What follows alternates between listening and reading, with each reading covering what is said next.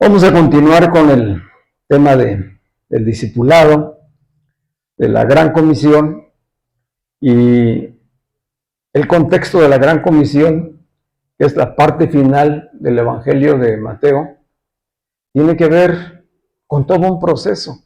Es decir, a veces, como sucede en muchas ocasiones, sacamos extractos de los Evangelios o de la Biblia y sobre eso predicamos o enseñamos.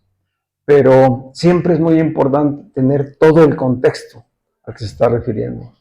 Y Mateo, en este caso el Evangelio de Mateo, termina ahí en el capítulo 28 con la Gran Comisión, pero inició con el nacimiento de Jesús, ¿verdad? Es decir, hay todo un proceso en 28 capítulos que son muy significativos.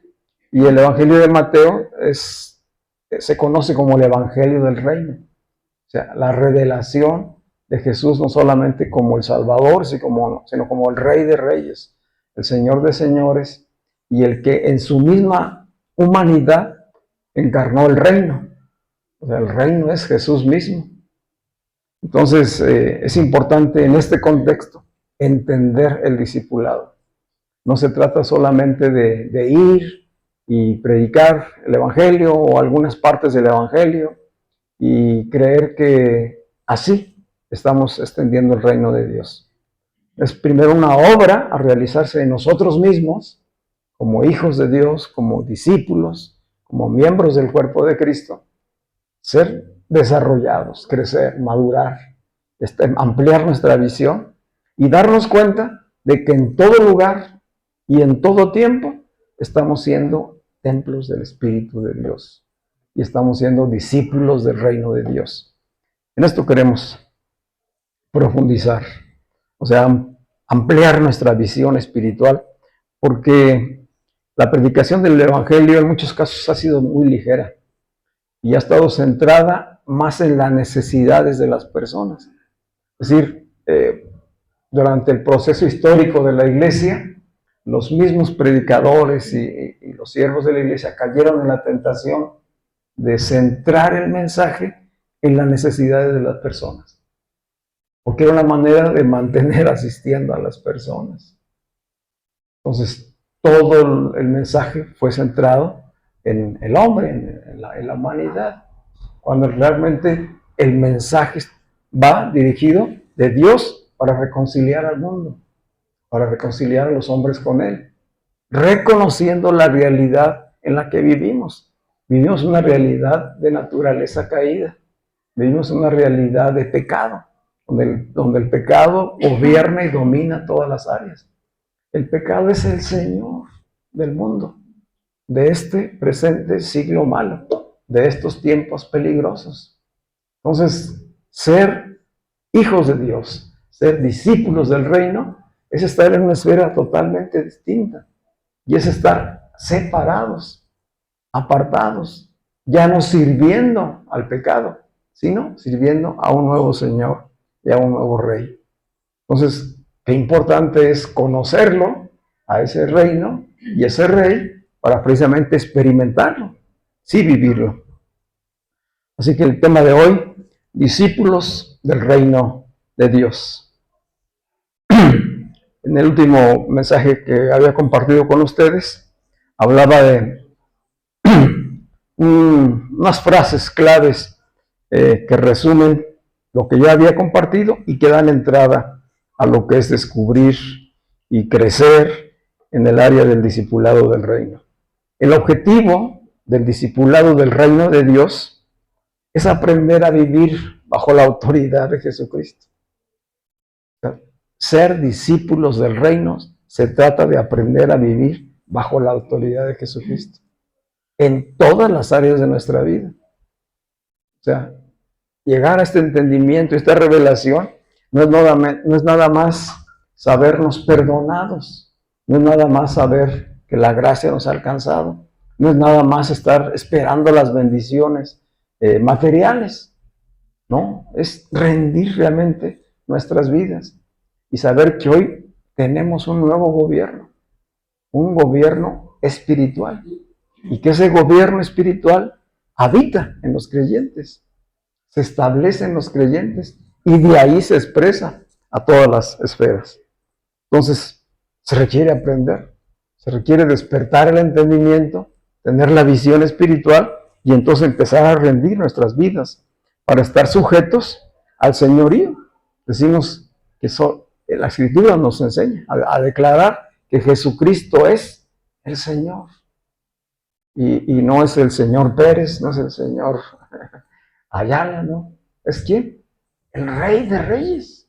Él es el Señor, es mi dueño, le pertenezco a Él. Que ciertamente es espíritu, pero que como espíritu ya habita en aquellos que hemos creído en Él y en todas sus obras de redención.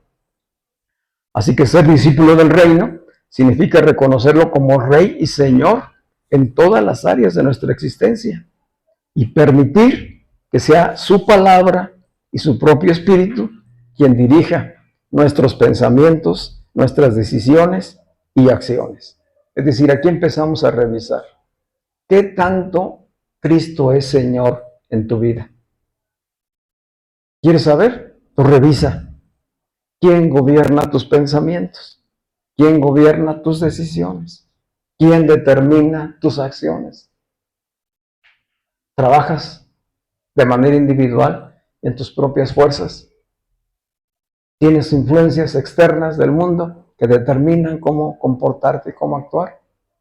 ¿O realmente pones en manos del Espíritu todo y tratas de caminar en esa línea? Porque ser discípulo de Cristo es mucho más que aprender algunas doctrinas bíblicas. Este es el concepto de discipulado que la Iglesia por mucho tiempo ha difundido. Que ser discípulos es llevar a tiempos de enseñanza y enseñar algunas doctrinas bíblicas. Es muy superior ser discípulos del Rey de Reyes, ser discípulos del reino es muy superior a solamente aprender algunas doctrinas. Es abrazar una causa, es comprometerse con una causa que trasciende la esfera personal y que implica estar comprometido con una comunidad. Somos salvos de manera individual, pero no para seguir caminando como individuos, sino somos parte de una comunidad, de un cuerpo, de una familia, de un pueblo, como cantábamos hace un rato, un pueblo especial. Así que es pasar de esa mentalidad individualista a una mentalidad corporativa y que implica crecer juntos en esa comunidad de creyentes. ¿Crecer en qué? En el conocimiento de Cristo y en su expresión. Primero, Cristo nos es revelado a través de la predicación del Evangelio. Es el Espíritu quien en nosotros va desarrollando ese entendimiento y entonces Cristo va siendo formado.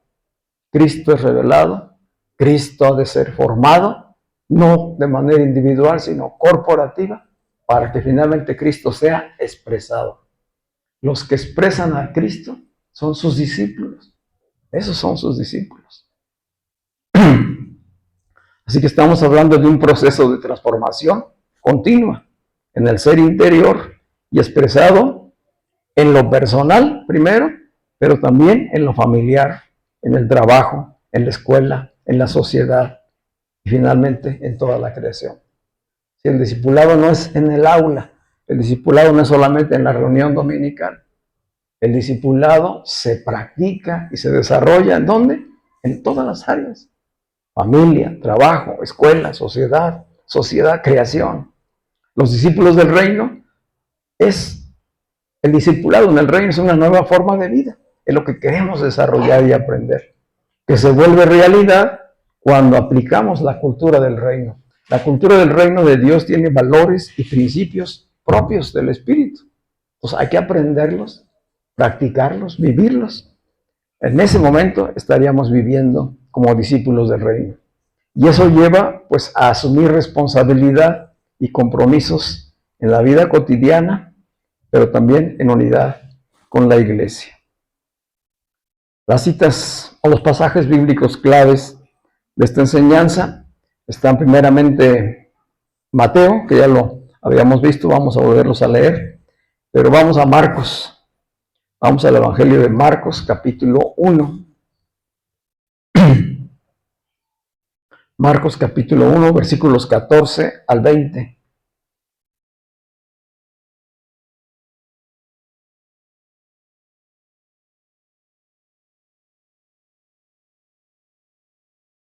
Ahora ya la mayoría tenemos la Biblia en los celulares, ¿verdad? Eso va a ser parte de los cambios que iremos haciendo en cuanto al discipulado, sabiendo que la mayoría traemos ya un smartphone y que hay aplicaciones que son herramientas. Vamos a unificarnos, que todos tengamos la misma aplicación, que todos tengamos la misma herramienta, porque a partir de ella vamos a estar consolidando el discipulado. Yo he encontrado que la mejor aplicación es esta de la app Biblia, que trae la versión YouVersion, ¿sí? ¿Alguien de ustedes la va a escuchar? La aplicación se llama app Biblia, pero todo su contenido se desarrolla a través de la YouVersion y trae muchas versiones de la Biblia y trae devocionales y muchas herramientas que vamos a poder utilizar. Así que es algo que haremos más adelante, ¿verdad? Entonces, estamos en Marcos, capítulo 1, versículos 14 al 20. Dice la escritura ahí: después que Juan fue encarcelado, Jesús vino a Galilea. Este es el inicio del ministerio. Jesús vino a Galilea predicando el evangelio del reino de Dios. ¿Qué predicó Jesús? El evangelio del reino de Dios. Esta es la esencia del mensaje de Cristo. El mensaje del evangelio del reino de Dios, diciendo: el tiempo se ha cumplido y el reino de Dios se ha acercado. Arrepiéntanse y crean en el evangelio. El tiempo se ha cumplido. ¿Cuál tiempo? El que Dios anunció desde el Génesis 3:15, que después vinieron confirmando los profetas, que vendría el Cristo, que reconciliaría no solamente a Israel, sino a todo el mundo con Dios, por medio de la fe en Él. Y para tener la fe en Él, pues había que tener la revelación de quién era Él. Y Él dice: este es el tiempo. Es decir, todo se ha cumplido. Es el tiempo en el que Cristo aparece en la historia, irrumpe la historia, irrumpe el cronos, la eternidad. El cielo mismo se hace presente en la historia y en la tierra. El cielo en la tierra, manifestándose, expresándose con un propósito: reconciliar a toda la humanidad de todas las generaciones con Dios, porque la humanidad estaba separada totalmente de Dios. Y toda la humanidad estaban muertos espiritualmente en sus delitos y en sus pecados, por la naturaleza de pecado que en todos habita. A eso vino Cristo, a decir: hay un nuevo reino. Y ese reino es el reino de Dios que se ha acercado. Para los judíos, estas palabras, ¿con qué las relacionaban? Pues con la promesa que tenía David, el rey David, de parte de Dios, de que vendría un tiempo en que un descendiente de la casa de David tomaría el trono, sería restaurado el reino y permanecería para siempre. Es decir, hay una visión y un entendimiento natural, humano, un reino terrenal. Esta es la manera de conectar del pueblo judío. Pero Dios y Cristo no estaban hablando de un reino natural. Entonces, este es el inicio de la predicación, y a lo largo de sus 3 años y medio, esto tiene que irse comprendiendo cada vez más, para que los entendidos, a los que el Espíritu de Dios les dio esa posibilidad, realmente tuvieran la revelación de Cristo. Cristo les fuera revelado, porque iba a ser necesario que Cristo fuera formado en ellos, para entonces ser apóstoles. Este es el mensaje. Vamos a Mateo. Marcos habla del inicio de la predicación de Jesús. Y en Mateo 28, a partir del versículo 16, Mateo 28, versículos 16 al 20, está lo que conocemos como la Gran Comisión. Allá es el inicio del ministerio en Marcos. Aquí Mateo nos está narrando al Cristo resucitado. Ya no es el Jesús histórico, ya es el Jesús que es espíritu vivificante. Es Jesús resucitado quien se aparece a los discípulos. Por eso empieza diciendo, versículo 16, hablando de los 11. ¿Por qué 11? Pues porque ya Judas se había ahorcado, ¿verdad? Entonces, de esos 12 quedaron solamente 11. Y a estos 11 se dirige este pasaje. Dice, pero los 11 discípulos se fueron a Galilea. ¿Dónde empezó el ministerio según Marcos? En Galilea, ¿verdad? Dice Jesús fue a Galilea después de ser bautizado. Y aquí dice que allá lo citó. Pero a estos que está citando en Galilea para tener un encuentro con ellos, ya habían pasado 3 años y medio con él. Ya habían sido testigos de su ministerio, de su sacrificio, de su muerte, y ahora estaban siendo testigos de su resurrección. No eran los mismos aquellos del pasaje del inicio del ministerio a los que están aquí recibiendo la instrucción.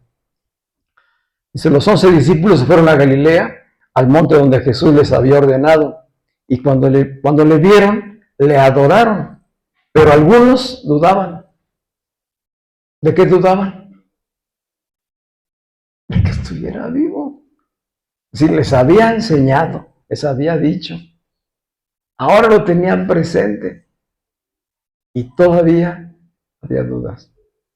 ¿Qué será de nosotros? Que no lo hemos conocido de manera física, que no estuvimos ahí. Dijo Jesús, ¿crees en mí? Porque me has visto, Tomás. Dichosos aquellos que creen sin haberme visto. Esos somos nosotros, ¿verdad? Pero lo que voy es a que para la naturaleza humana eso cuesta trabajo. Ir desarrollando la visión espiritual. Aprender a ver con los ojos de la fe. Aprender a ver absolutamente todo desde esa perspectiva. Dice, algunos dudaban y Jesús se acercó y les habló diciendo, estas son las palabras claves. Todo poder y autoridad me ha sido dada. Dice él, toda potestad. Me es dada en el cielo y en la tierra. ¿De quién estamos hablando? Todo poder y autoridad me ha sido dado. Ya le fue dado. ¿Verdad? No es que lo fuera a tomar. ¿Se acuerdan? Cuando fue tentado en el desierto, allá el diablo le ofrecía, ¿verdad? Precisamente poder y autoridad. Y allá le resistió con la palabra de Dios. Aquí, al Cristo resucitado, ya se le dio todo el poder y toda la autoridad.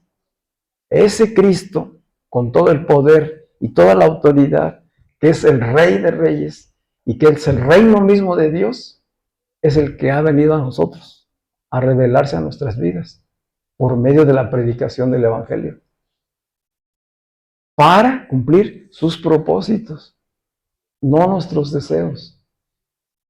Es para cumplir sus propósitos.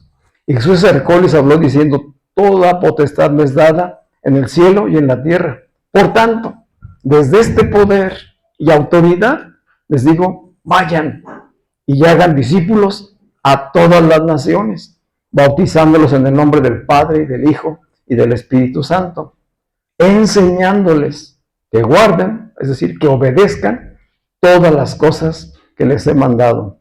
Y aquí yo estoy con vosotros todos los días hasta el fin del mundo. De manera que el contexto de la Gran Comisión es el establecimiento del reino, ya totalmente con poder y autoridad. ¿Quiénes son los primeros que ejercen este poder y autoridad? Los enviados. Iniciaron siendo llamados como discípulos. Aquí son los apóstoles. La palabra apóstol quiere decir enviado. Se llama al discipulado y después de que se forma, se envía. ¿Cuál va a ser el proceso de nosotros? El mismo, ¿verdad? Vamos a regresarnos ahí a Marcos, el capítulo 1.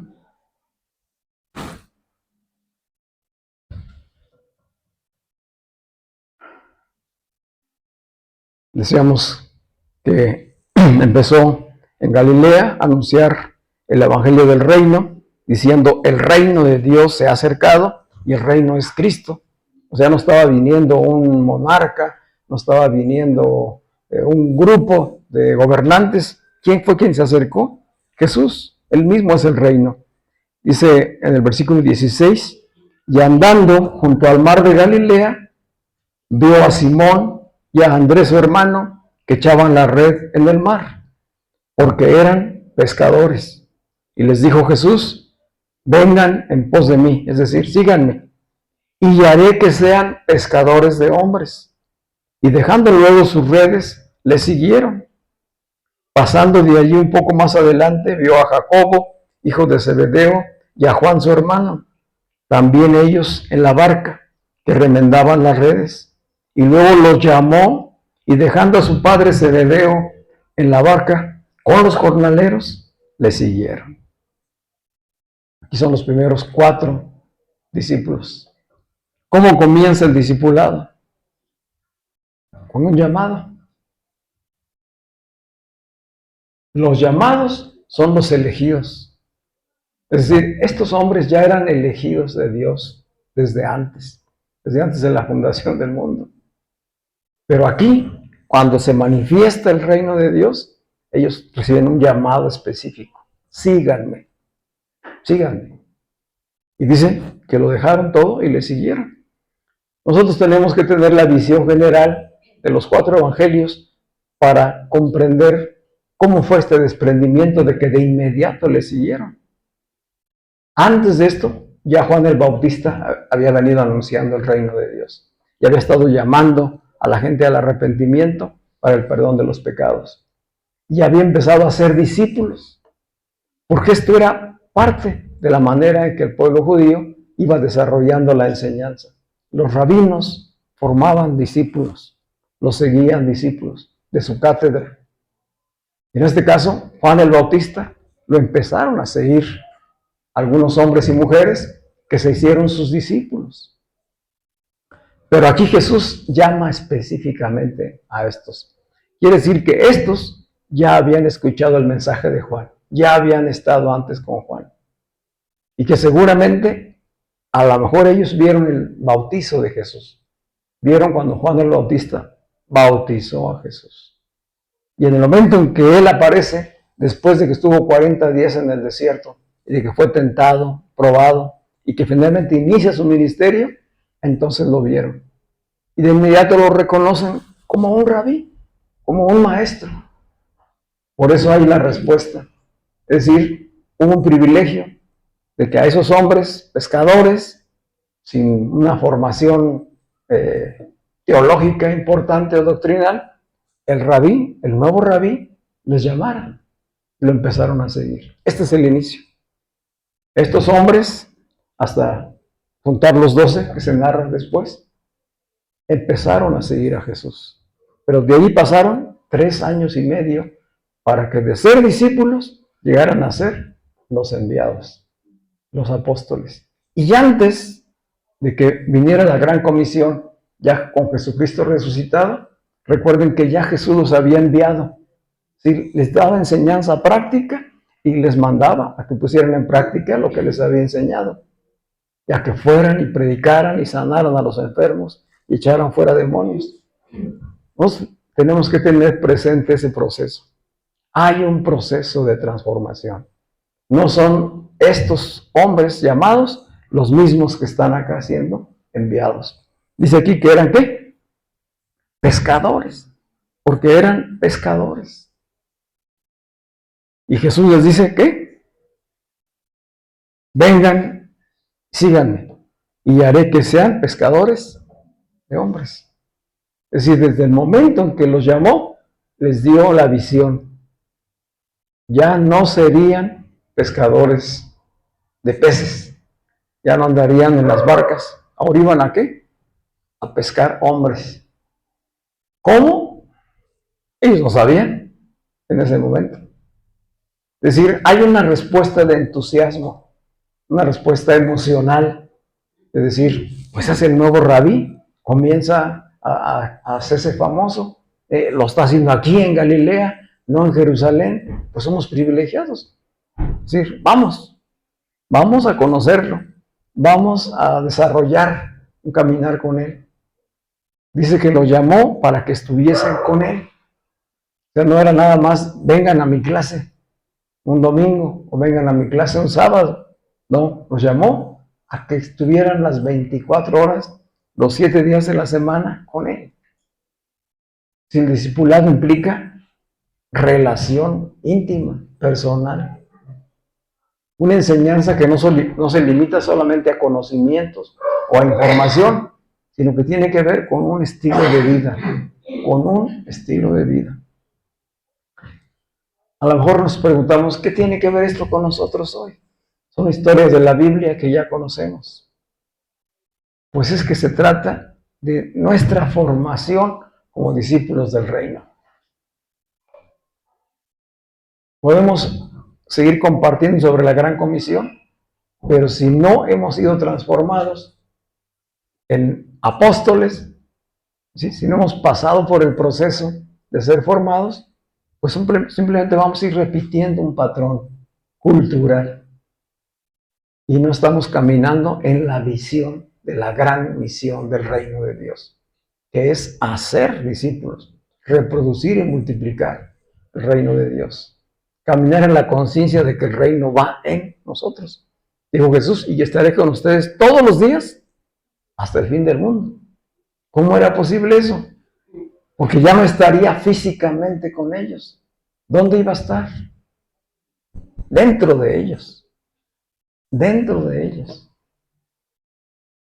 Por eso me llamo la cita de Hechos 1:8. Dijo, pero recibirán poder cuando venga el Espíritu Santo sobre ustedes. Y entonces me serán testigos. ¿Testigos de qué? De la resurrección y de todo lo que vieron y vivieron conmigo. Y entonces habrá poder para sanar enfermos, para echar fuera demonios, para que el poder del Evangelio toque y transforme las vidas de las personas. Y venga el Espíritu de Dios sobre muchas personas más. Y entonces la iglesia crezca y sea edificada. Esa era y ha sido siempre la misión. Así pues que se trata de vivir, ser discípulo en el reino, se trata de vivir bajo la autoridad del reino de Dios. Pero hacía la pregunta, ¿por qué es tan importante el entendimiento hoy para nosotros? Porque la falta de este entendimiento tiene que ver con todos nuestros tropiezos y fracasos y pérdidas que aún estando en Cristo sufrimos. Todos los problemas que enfrentamos desde la carne y que no entendemos o no sabemos cómo enfrentarlos desde el Espíritu, tienen que ver con que no ha habido el entendimiento de este discipulado. Es decir, la iglesia debería estar siendo formada para ser apóstoles. Es una iglesia apostólica. La iglesia de Cristo es una iglesia apostólica. Llama a personas a salvación por medio del arrepentimiento y la fe, y entonces los discipula, los desarrolla, los forma y los envía para que sean apóstoles, que vayan con el mensaje de reconciliación hacia el mundo, que sean embajadores del reino. Y esto no quiere decir mandarlos a África o mandarlos a Sudamérica o a regiones lejanas. No, ¿dónde empieza? A tu casa. Empieza en tu casa. La gran comisión empieza en familia, en la familia, con tu matrimonio, con tus hijos, con tu economía, con tu salud, con tu manera de hablar, con tu manera de ver, con tu manera de pensar, con tu manera de tomar decisiones. Ahí está el foco. Entonces, si solamente vemos el discipulado como una asistencia dominical a la iglesia, como una lectura de palabra de vez en cuando, y no como un proceso de vida donde Cristo se está formando en nosotros, por eso tenemos los tropiezos que tenemos. Nuestras economías que no desarrollan como debía de ser, nuestra salud que tiene tropiezos. No estoy diciendo que los discípulos no van a tener problemas de salud, sí los tendremos, pero tendremos actitud diferente para enfrentarlos. Y serán pruebas superadas conforme vayamos creciendo y avanzando. ¿Sí me estoy comunicando? Y todo eso tiene que ver con aprender a vivir bajo la autoridad del Rey, que es Jesucristo. Entonces no son solo palabras, es una realidad espiritual. Jesús es Rey, es mi Salvador, es mi Señor. Es el Espíritu mismo habitando en mí. Soy templo del Espíritu Santo. Todo tiene que ver con mi identidad. Y mi identidad se desarrolla y se desenvuelve en la medida que le conozco a Él. Si no le conozco a Él, tampoco me conozco a mí mismo. Ni desarrollo la identidad propia del reino de Dios. Soy hijo de Dios viviendo en el mundo como vive el mundo. Entonces, eso me va a traer constantes fracasos. Si me va a pasar lo mismo que le pasa a todo el mundo. Voy a estar afanado y batallando igual que todo el mundo. Voy a tener problemas matrimoniales, voy a tener conflictos con los hijos, como todo el mundo. Cuando no debería de ser así. Yo debería estar creciendo en entendimiento. Yo debería estar aprendiendo a tomar mejores decisiones. Yo debería estar aprendiendo a pensar conforme piensa la mente de Cristo. Yo debería estar aprendiendo a administrar como administra Cristo. Todos los tesoros de la sabiduría están en Él. Toda la economía es del reino. Sí estoy viendo hacia dónde voy. Por eso es importante aprender y ser verdaderos discípulos. Dice en la Escritura que Él vino a predicar el Evangelio del Reino. El Evangelio del Reino tiene que ver con todo esto. No es nada más ser salvos. O sea, no es ser perdonados nuestros pecados y decir, aseguramos boleto al cielo. No es eso. Es una vida transformada aquí y ahora, en el presente perfecto. Con un Cristo que es Espíritu habitando en cada uno de nosotros.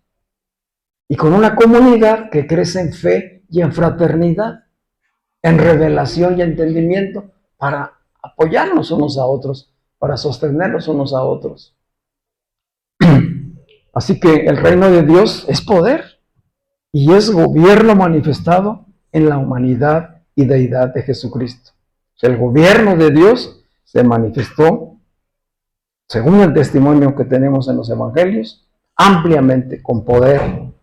Y Jesucristo dio testimonio de ser 100% hombre y también 100% Dios. Nadie podía hacer las obras que Él hizo si así no fuera. Así que hoy el reino es una realidad espiritual en la vida de las personas.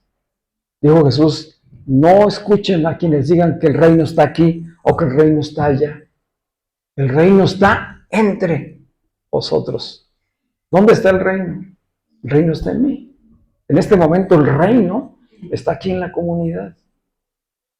Él habita en medio de la alabanza de su pueblo. Donde 2 o 3 están reunidos en su nombre, ahí estoy yo, en medio de ellos, dijo Él. Y en todo aquel que ha creído en mí, yo habito en Él y permanezco en Él. No voy a estar entrando y saliendo. O sea, hablamos términos, cosas que a veces no entendemos. Hablamos de avivamientos como cosas que vienen y se van, como visitaciones poderosas de Dios. Él viene una vez y permanece. Y los que lo tienen son los que han de desarrollar pues movimientos de avivamiento, donde el fuego se aviva en nosotros y entonces el testimonio se expresa hacia afuera. Así que entrar al reino de Dios implica un cambio de naturaleza y de gobierno. La naturaleza de pecado es eliminada de nuestras vidas al sanar nuestras conciencias, al ser perdonados, y viene una nueva naturaleza que es la naturaleza espiritual. Pero también viene un nuevo gobierno. Antes éramos esclavos del pecado. Antes era el gobierno del mundo que nos dominaba. Antes era el gobierno individualista el que nos sostenía. Nuestro propio egoísmo. Hoy dejamos de vivir centrados en nosotros mismos para vivir centrados en Dios y en su voluntad a través de Cristo. ¿Cómo conocemos su voluntad? A través de la palabra. Ahí está expresada. Ya ha estado siempre. ¿Recuerdan cuando fue Nicodemo a entrevistarse con Jesús? Que Nicodemo fue pues extasiado, sorprendido, maravillado, sería la palabra, de ver las señales y milagros que hacía Jesús. Y en este caso Nicodemo era un principal de las sinagogas, era un maestro. Pero no había aceptación por parte del Sanedrín, de parte de los religiosos, de los fariseos. Por eso fue de noche a verlo. Y sus palabras primeras a Jesús es: Señor, si tú no fueras el que esperamos, no habrías hecho estas obras que tú haces. Yo sé que tú has venido de Dios. Dijo Jesús: pues sí, más que sentirme halagado por tus palabras, Nicodemo, te digo que es necesario que nazcas de nuevo. Porque si no naces de nuevo, no podrás ver el reino de Dios. ¿Qué necesitamos para ver el reino? Ser de nuevo. O sea, no podemos ver el reino de Dios en nuestra naturaleza humana carnal, pecadora. Es necesario que venga la revelación de Cristo a nuestras vidas por medio del Evangelio, para que sea el Espíritu que nos haga nacer y empezar a ver el reino a través del Espíritu. Dijo: también te digo, Nicodemo, que si no naces de nuevo, no puedes entrar al reino de Dios. Dos cosas, ¿verdad? ¿Qué era necesario? Nacer de nuevo para ver espiritualmente. Nacer de nuevo para poder entrar. Si los que no han nacido de nuevo, no han entrado. Esto es lo que es tremendo. Por eso es la preocupación hoy, y debe ser de la iglesia, que los creyentes efectivamente lo sean. Que ya hayan nacido de nuevo y que entren al reino. No que se queden afuera. No que sean creyentes que viven fuera del reino. Eso es, pues, paradójico. ¿Cómo es posible que uno que ya nació siga fuera del reino? Y la palabra, Jesús mismo lo ilustra con parábolas. ¿Recuerdan cuando menciona la parábola de aquel señor que preparó un gran banquete de bodas en su casa? ¿Verdad? Mandó invitaciones con tiempo para todos. Y empezaron a llegar las excusas el día del banquete. Pues nos disculpamos, pero no podemos ir porque, pues hoy he comprado una yunta de bueyes nuevecita y pues tengo que ir a estrenarla y a trabajar, ¿verdad? Otro dijo: no, pues hoy tengo cosecha, hoy no puedo ir. Y así podíamos encontrar multitud. ¿Qué pasó con todos ellos? Eran invitados a las bodas, al banquete. Eran invitados a entrar al reino. Eran invitados a entrar al reino. Tenían invitación personal, pero tenían muchas ocupaciones. El mundo los tenía controlados y dominados. Prefirieron continuar con su estilo de vida que ir al banquete. Menospreciaron la invitación. ¿Qué dijo el Señor de las bodas?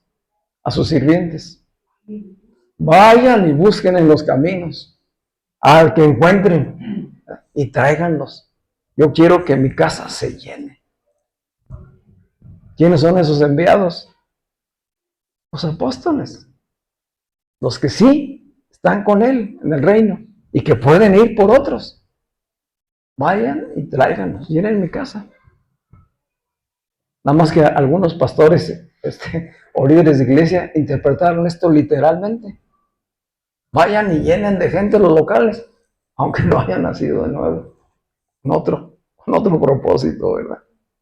¿Qué es lo más importante? Que hayan nacido de nuevo, que sí entren al reino, que sí sean discípulos. Dice Colosenses 1:19, Colosenses capítulo 1, versículos 9 al 10. Por esto también nosotros, dice el versículo 9, es Pablo escribiéndole a la iglesia de Colosas: por esto también nosotros, desde el día que lo oímos, no cesamos de orar por ustedes y de pedir que sean llenos del pleno conocimiento de su voluntad. Esta es nuestra oración hoy, que cada uno de nosotros seamos llenos del pleno conocimiento de su voluntad, que nos sea revelado el Rey, que nos sea revelado el reino, y que venga entonces toda sabiduría y discernimiento espiritual. Los discípulos del reino actúan y viven con sabiduría y discernimiento espiritual. Esto nos debe distinguir. No tomar decisiones por impulsos, por emociones, por influencias externas, sino siempre recordar quiénes somos, a qué reino pertenecemos. Y entonces distinguir. El discernimiento es saber distinguir que esto va a traer beneficio o bien que esto me puede traer perjuicio. Y entonces siempre tomar el lado correcto con la sabiduría que Dios nos da. Dice, no dejamos, dice Pablo, no cesamos de orar por ustedes y de pedir que sean llenos del pleno conocimiento de la voluntad de Dios en toda sabiduría y discernimiento espiritual, para que anden, ¿sí? Para que vivan como es digno del Señor, con el fin de agradarle en todo, dando fruto en toda buena obra y creciendo en el pleno conocimiento de Dios, el cual nos ha librado de la potestad de las tinieblas y trasladado al reino de su amado Hijo. Si Pablo está afirmando a la iglesia de Colosas en su identidad de hijos de Dios, en discípulos del reino de Dios, para que caminen, vivan de acuerdo con la voluntad de Dios y les sean agradables a Dios. Nosotros ya no le vamos a agradar a Dios con esfuerzos, con obras religiosas, con hacer cosas para Él. ¿Con qué le vamos a agradar? Dijo Jesús, esta es la obra, que creáis en Dios y en Jesucristo, a quien Él ha enviado. Si ya creímos, estamos entrando ya al reino. Ahora es vivir y ser transformados en esa identidad. ¿Cómo? De manera espiritual. Esta es la oración de la iglesia. Que cada uno de nosotros podamos vivir agradándole al Señor, sabiéndonos dignos, que andemos con dignidad, no con culpas, no con remordimientos, no con afán y con ansiedad. Que andemos como es digno del Señor y que demos fruto. Que demos fruto. Fuimos llamados a dar fruto. Fruto de buena obra, que es la obra de Dios en nosotros, y que crezcamos en el pleno conocimiento de Dios, porque hoy estamos en el reino de su amado Hijo. ¿Cuántos dicen amén? Amén. Así que si estamos en el reino, hay que vivir bajo la autoridad del Rey. Necesitamos aprender. Eso significa ser discípulo. Hay que aprender y hay que desaprender. Hay que desaprender muchas cosas, malos hábitos. Hay que desaprender de influencias y de cosas que hoy nos pueden todavía cautivar y desviarnos del propósito. para vivir bajo la autoridad del Rey. Reconocer que ya no somos dueños absolutos de nuestras vidas, sino que pertenecemos a Cristo y estamos llamados a obedecerle a Él. Dijo Jesús que en eso consistía el ir a ser discípulos. Enséñenles a obedecer lo que les he mandado a ustedes. O sea que no podemos ir a enseñar a obedecer a otros lo que nosotros mismos no hemos aprendido y no estamos obedeciendo, ¿verdad? Es decir, empieza por mí, empieza por una obra personal. Y esta obra se extiende a mi matrimonio, a mi familia, al trabajo y a cada una de las áreas en las que hoy estamos desenvolviéndonos. Les doy una última cita, Romanos 14, del 7 al 9. Aquí le escribe Pablo a la iglesia de Roma y le dice, porque ninguno de nosotros, de los que ya somos salvos, de los que ya nacimos de nuevo, ninguno de nosotros vive para sí y ninguno muere para sí. Pues si vivimos, para el Señor vivimos. ¿Cuál Señor? Cristo, ¿verdad? No el señor Pérez. Si vivimos, vivimos para Él, para Cristo. Y si morimos, para el Señor morimos. Aquí como que ya decimos, si se trata de vivir, sí, pero si se trata de morir, bueno, ya te pone a pensarlo, ¿verdad? El Evangelio completo incluye las dos cosas, la plenitud y el gozo de la vida aún aquí, pero también la disposición a sufrir y dolerse y morir con Cristo, con Él. Si vivimos, para Él vivimos, y si morimos, para Él morimos. Y si morimos, dice, morimos para esto. Para esto Cristo murió y resucitó y volvió a vivir, para ser Señor, así de los muertos como de los que viven. ¿Para qué resucitó Él? Para ser Señor. Pues cada vez que decimos Señor, Señor, no es para decirle, dame el pan o arréglame este problema, ¿no? Señor, Señor, haz tu voluntad en mí. ¿Cuál fue la oración principal que enseñó Jesús? Y con esto termino. Padre nuestro, dijo a los discípulos, ¿quieren aprender? Ellos le pidieron que les enseñara a orar. Dijo, ustedes van a decir así, Padre nuestro. No dijo Padre mío, ¿verdad? No, dijo Padre nuestro, que estás en los cielos, en la esfera espiritual, ¿verdad? Tú que estás en los cielos, hágase tu voluntad, así en la tierra o en el cielo. Pero antes dijo, ¿qué? Venga a nosotros tu reino. Santificado sea tu nombre. Y entonces sí, hágase tu voluntad. Es decir, que la oración, ¿a qué está dirigida? A que el reino sea establecido. Cuando les enseñó a orar, todavía no supieron ellos que estaban orando. y no es para condenación a nosotros como hijos de Dios que nos pase lo mismo. Podemos tener 20 años en la vida cristiana y aún no saber qué estamos diciendo espiritualmente. Pero lo vamos a saber, lo vamos a entender. Porque es la obra del Espíritu, no son nuestras fuerzas. Ellos en esa ocasión repitieron lo que Jesús les dijo. Dice, porque Él es Padre mío, pero también es Padre de ustedes. A eso fueron llamados, a ser hijos de Dios, formados, instruidos para ser enviados.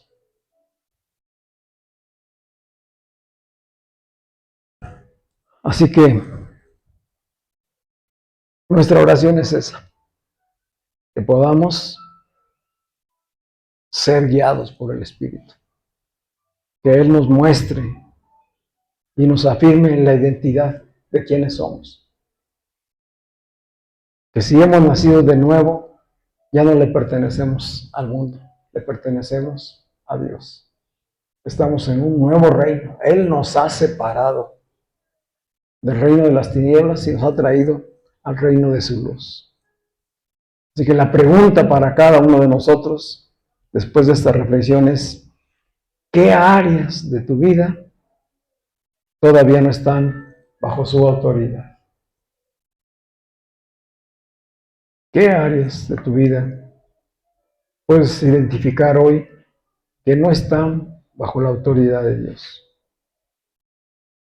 Y empieza por tu misma persona. ¿Qué pasa con mis pensamientos? ¿Qué pasa con mis emociones? ¿Cómo tomo mis decisiones? ¿Qué pasa con mis actitudes? ¿Con mi carácter?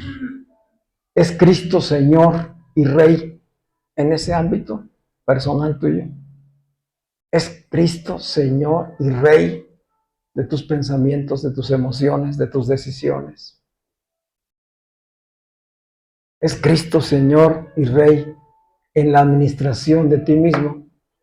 De cómo cuidas tu cuerpo, de cómo cuidas tu manera de hablar, de cómo cuidas tu manera de ver, de relacionarte. Y de ahí podemos ir empezando a ver otras áreas. ¿Qué pasa con tu matrimonio? ¿Es Cristo Señor y Rey en tu matrimonio? ¿Es un matrimonio Cristo-céntrico? ¿Es un matrimonio de 3 o es un matrimonio de 2? Y a veces hay más o menos. ¿Cómo es que Cristo es Señor en tu matrimonio? ¿Qué pasa con los hijos? Cristo es Rey y Señor a la hora que das instrucciones, a la hora que das mandamientos, a la hora que das provisión, a la hora que das afecto. ¿Es Cristo Señor en todo eso? ¿Es Cristo en ti formando a nuevos hijos de Dios? ¿Es el gozo, la paz de Cristo, la cultura en tu hogar, en tu matrimonio? ¿Qué pasa en tu trabajo? ¿Qué pasa en tu escuela? ¿Cristo es Señor ahí? Vamos a estar de pie.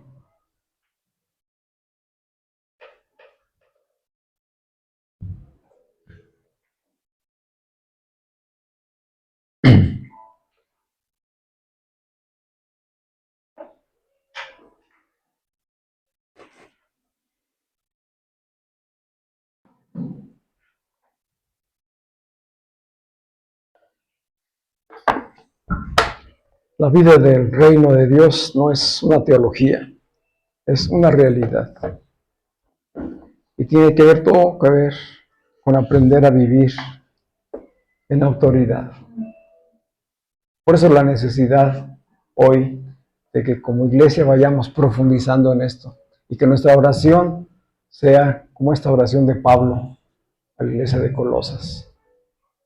Que crezcamos en el conocimiento de Dios, que aumente la sabiduría y el discernimiento espiritual en nuestras vidas, para que aprendamos a tomar decisiones. Bueno, primero pensamientos y luego decisiones conforme al reino de Dios.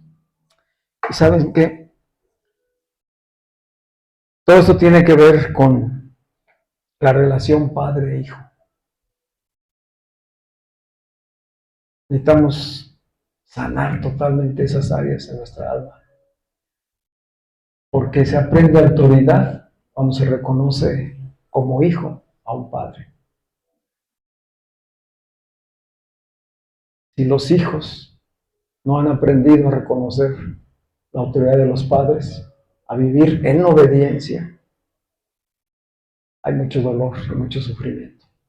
Si nosotros aún no superamos cosas de la relación paterna, si el vínculo paterno no ha sido sanado y restaurado, difícilmente vamos a poder aplicarnos en la obediencia al Padre Eterno. Hay tanto que profundizar en esto, pero la manera práctica en la que Jesucristo lo enseñó fue diciendo: imítenme, síganme a mí, porque yo tengo una relación perfecta con el Padre. Yo conozco al Padre y el Padre me conoce a mí. Y no hago nada fuera de lo que el Padre me ha ordenado, de lo que me ha enseñado. ¿Cuántos podríamos decir eso mismo hoy? Qué importante es conocer al Padre. Cristo vino a revelarnos al Padre, a enseñarnos quién es realmente Dios. Él dice, y Dios es espíritu. ¿Y saben qué? Dice, y habita en mí. Y está aquí conmigo. Porque aunque me envió, no me ha dejado solo. Esto mismo lo puedes decir tú en tus propias palabras. Si estoy en Cristo, Cristo está en mí. Y con Cristo estoy en el Padre y el Padre está en nosotros. Y se está revelando a mi vida para que yo viva y le agrade en todo. Y le voy a agradar porque estoy en el Hijo. Nada le agrada más al Padre que su Hijo, porque le obedece en todo. Padre, muchísimas gracias por tu palabra, Señor, por tu presencia en nuestras vidas. Gracias por iluminar nuestro entendimiento, Señor, en este tiempo. Porque no es tarde, Señor. No es tarde para que cada uno de tus hijos aprendamos a vivir en obediencia al Rey, al Señor de señores. No es tarde para que el reino nos sea revelado, Señor. Y experimentemos cada día tu presencia en nosotros y con nosotros. Padre, ayúdanos hoy a entender, Señor, a discernir y a rendirnos, Señor, delante de ti. Queremos rendir nuestras vidas, Señor. Que nuestro culto, nuestra adoración principal, sea rendir todo nuestro ser a ti, Señor. Espíritu, alma y cuerpo entregados a ti en sacrificio vivo, santo y agradable, por la obra de Cristo en nosotros, no por nuestros méritos, no en nuestros esfuerzos.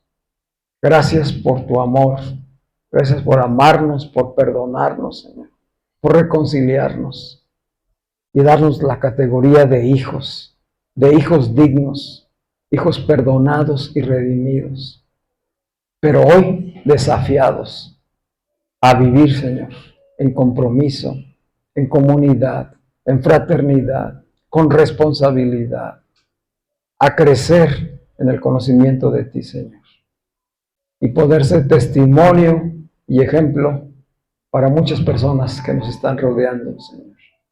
Como dice tu palabra, hay multitud de testigos alrededor nuestro.